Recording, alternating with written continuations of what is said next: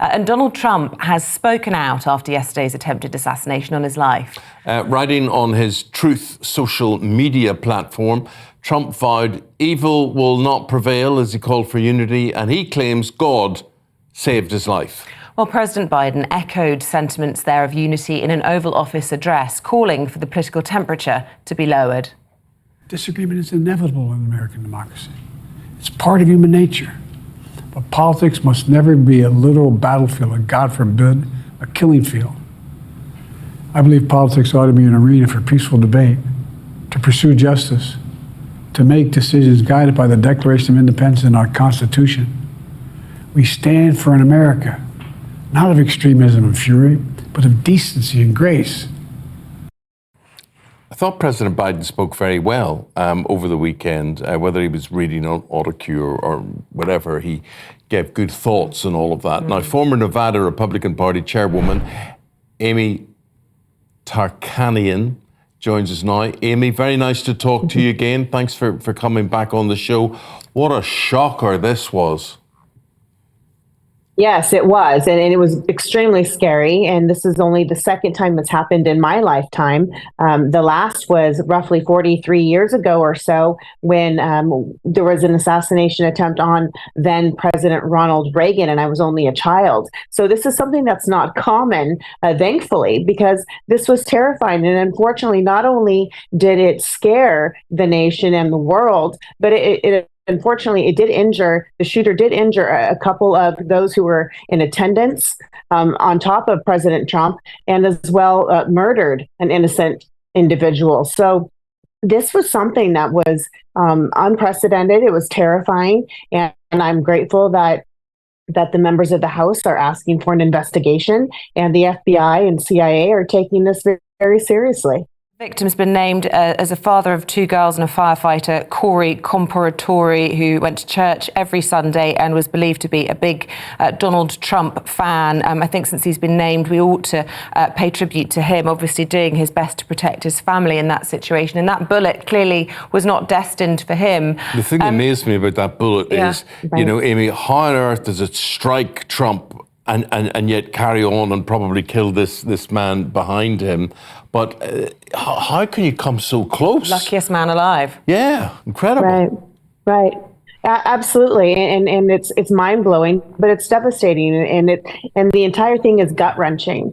And so the fact that this shooter, this evil, sick individual, was able to somehow finagle his way up on top of that building is going to be very interesting to see what the outcome is on this investigation. How was this individual able to slip through the cracks when you had so many other officials on the ground?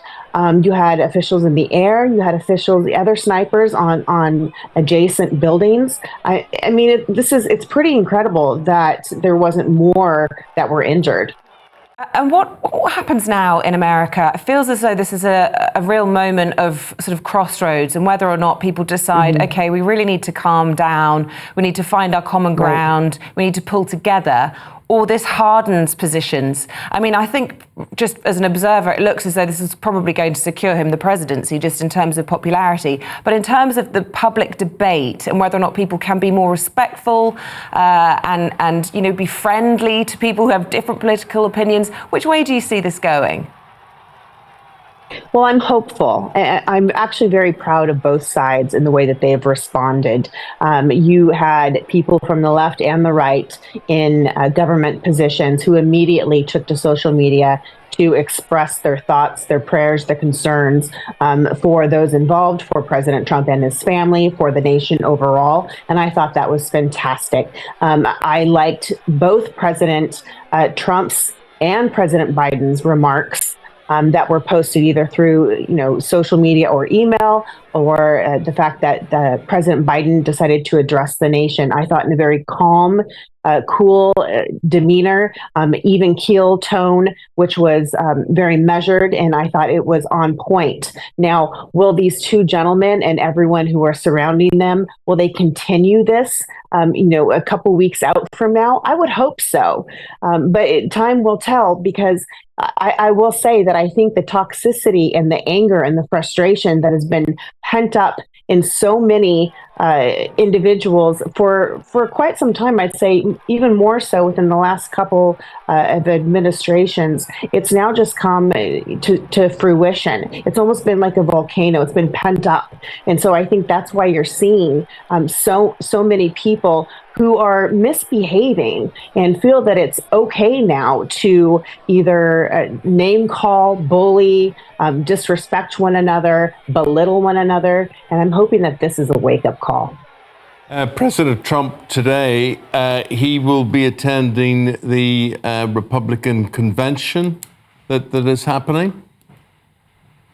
That is correct. He's not slowing down. In fact, he even was reported as attending a UFC fight, even did a round of golf. And so, he's moving full steam ahead, and I guess he's healing extremely well. And, he's ready to continue on with the fight.